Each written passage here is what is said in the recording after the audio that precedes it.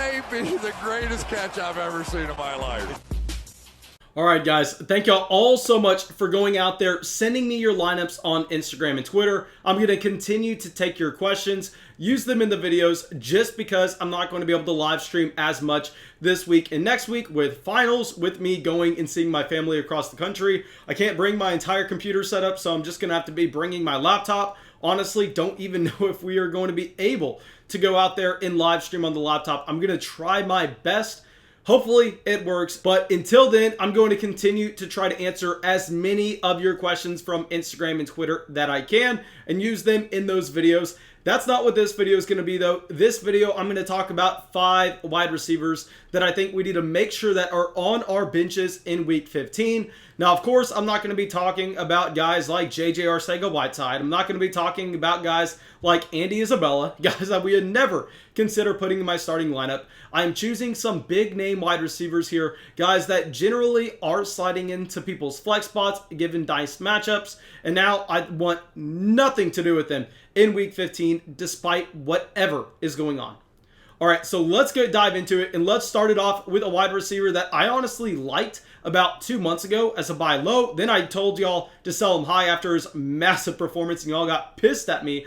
But anyway, DJ Chark. Okay, with DJ Chark, guys, I have no idea what's happening. I mean, I did not expect Laviska Shenault to be able to come out here and automatically assume the role as the wide receiver 1 on the offense in terms of the production that he's been seeing. For whatever reason, DJ Chark continues to get the volume, yet the efficiency is not there. And yes, I know that targets are a talent statistic where you have to be a talented wide receiver to be able to accrue a target because you look like you're having to be open against your matchup for the quarterback to decide to throw the ball to you.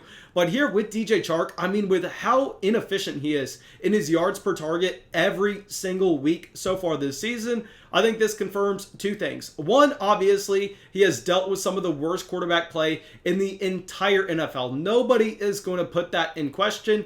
But if you look at the efficiency for the other wide receivers in the offense over the past month, I mean, if you look at what Laviska Shenault has done with his volume, if you look at what Colin Johnson has done with his volume, I mean, I think our second point has to come into play. And really, it's just how talented is DJ Chark? I mean, he was a sophomore breakout in 2019. He did accumulate all of the volume in this Jacksonville Jaguars offense. But at the end of the day, is it just because the Jacksonville Jaguars have no options in the receiving game? And that was up until we got Laviska Shenault and Colin Johnson emerging in this offense. I mean, was DJ Chark more of a product of circumstance with him being forced to assume the alpha wide receiver role in Jacksonville? And as soon as some other quality NFL wide receivers came in here, he got displaced, and we've really been able to see that DJ Chark is a mediocre wide receiver rather than a great talent like we presumed him to be. Here, I don't know what the answer is. All I know is that DJ Chark has been horrendous in terms of his efficiency over the past month, and this is a very tough matchup against the Baltimore Ravens, so he better be on your benches going into Week 15.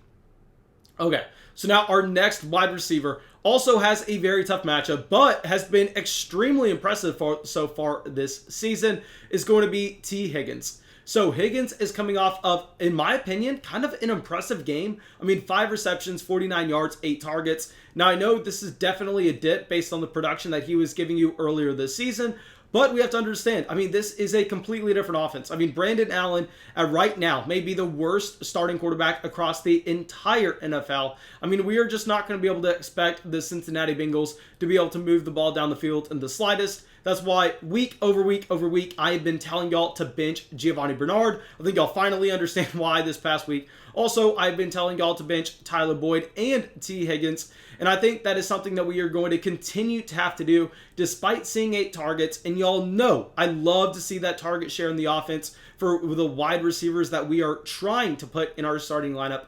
But I mean, right here, with the matchup against the Pittsburgh Steelers, I think that we are going to have the Cincinnati Bengals as the lowest scoring team this week Not only is this Pittsburgh Steelers defense one of the most talented units in the entire NFL, but they are coming off of back-to-back losses, and here I think that they have something to prove, and I rarely ever get into narrative speak, but I think the one thing that we generally see when we have two teams that are going out there playing each other and it's a severe mismatch is generally we see the team that's the heavy favorite take the foot off the gas around the fourth quarter if they are up multiple touchdowns.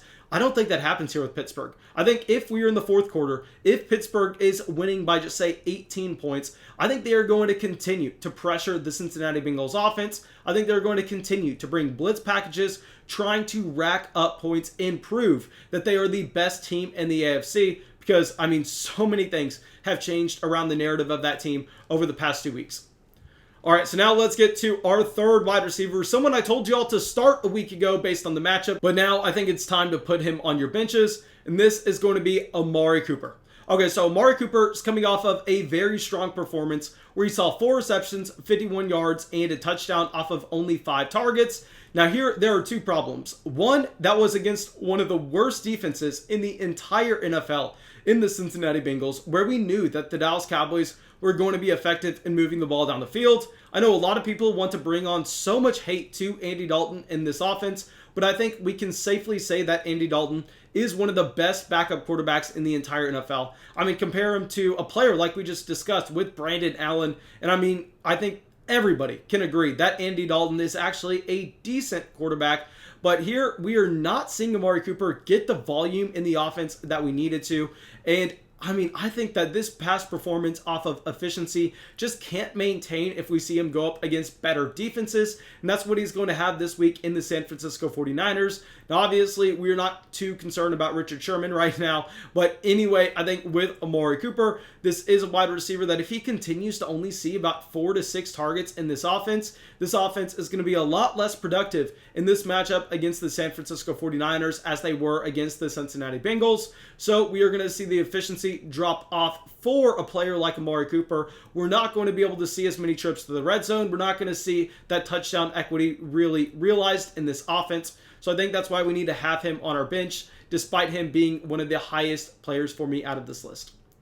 All right, so now our next wide receiver is someone that I hate at this point, Hollywood Brown. Okay, guys, with Hollywood, I have no idea what happened. I mean, he was such an effective rookie, but if you watch that game against the Cleveland Browns, Hollywood Brown was extremely lucky to go out there and have 2 receptions, 50 yards, a touchdown, 6 targets. I mean, there were multiple times where he was just running an out route, was completely open. He just got the ball directed right where it needed to be, and he drops it. It goes right through his hands. I mean, I sent out a tweet saying, this is why you never trust someone that decided to go to college in the state of Oklahoma, as they just don't make quality decisions. And that's what we are having here with Hollywood Brown, a wide receiver that we cannot trust, even in a decent matchup against the Jacksonville Jaguars. What I think will actually happen in this game is I think the Baltimore Ravens are going to be so far out ahead of this team based on the fact that Lamar Jackson can pretty much do whatever he wants against bad defenses, and they are really getting their running game back and going.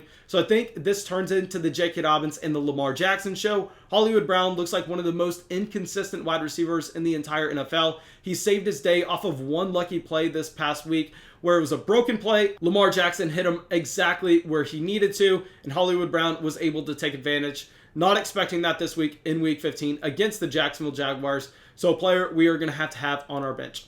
All right, so our last player that we're going to talk about is on a team that I actually like how it's trending, but I don't like the breakdown of targets, and this is going to be Jalen Reagor. Okay, y'all know that with Jalen Reagor, I really liked him as the wide receiver 1 for the Philadelphia Eagles about 2 months ago. If y'all remember, one of our best calls of the season was whenever Jalen Reagor was coming off the IR, when Travis Fulgham was a wide receiver 1 in fantasy, and I was adamant in telling y'all that Travis Fulgham was a bum, that Jalen Reagor was going to come in and assume wide receiver 1 duties on this team, that Alshon Jeffrey was going to come in and take snaps away from Travis Fulgham, that Dallas Goedert was going to come in and take targets away. In my opinion, it was one of the easiest calls that I made all season, but we had so many haters in the comments telling me I did not know what I was talking about, that I didn't watch the games, that Travis Fulgham was a beast. Regardless, here we are. But still, with Jalen Reagor, he's playing in an offense that is so spread out currently and going to be a little bit low volume through the air, where y'all know I love Jalen Hurts. I mean, Jalen Hurts is one of my highest owned players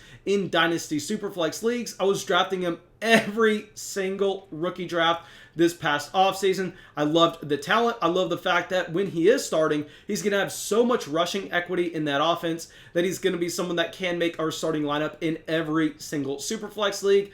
But here, I just don't think that we really like the options that he is going to have through the passing game based on him this past week, not really focusing in on one player. I mean, we had with Taysom Hill in the New Orleans Saints offense, whenever he came in, really used Michael Thomas as his first read. And if that first read wasn't there, I mean, he was not going through his progressions. He was tucking it and running it, or he was throwing it away. But no, I mean, it looks like Jalen Hurts is going through his progressions. It looks like he's dumping the ball off to Miles Sanders. So I think that with Jalen Reagor, while I like the offense and it's getting a lot better, I don't know how concentrated the offense is going to be and if we can rely on him in our starting lineup. Okay, now thank you guys. I really hope y'all enjoyed this video. I really hope y'all got something from it. As always, if y'all did, go down there, drop that like, leave that comment, subscribe to the channel. Really, really helps us out. And yeah, that's it. I hope I will see y'all with the video tomorrow or sometime during the live streams this week.